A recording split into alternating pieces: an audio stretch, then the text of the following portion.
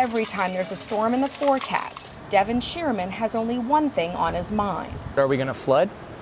You know, that's now a thought in everybody who lives in New Orleans.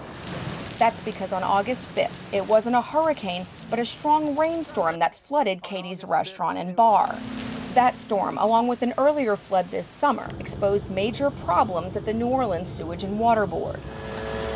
The agency that runs the city's pumps failed to test pumping capacity ahead of this year's storm season, a practice that was standard in years past. We absolutely should be testing our pumping systems, our turbines, when it's dry. You know, it's not a time to figure out things when you're underwater and when you're in a kayak. Several officials have since been fired or abruptly left the agency, but City Council President Jason Williams has called for a full autopsy of the Sewage and Water Board. So one of the things that I've asked for is a forensic audit of every single dollar that's been sent since 2006 to date, so that we know where that money was spent, we know where it went, we know that it's accounted for. The independent watchdog group Levees.org says some of the problems date back years, including before Hurricane Katrina, but things appear to spiral in the last 5 years. Someone obviously dropped the ball.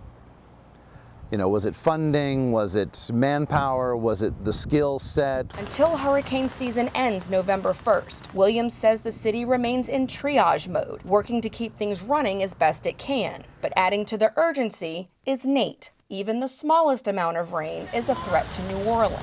I'm glad they're addressing it finally, but I don't know if you can get my approval for addressing it now after something's happened.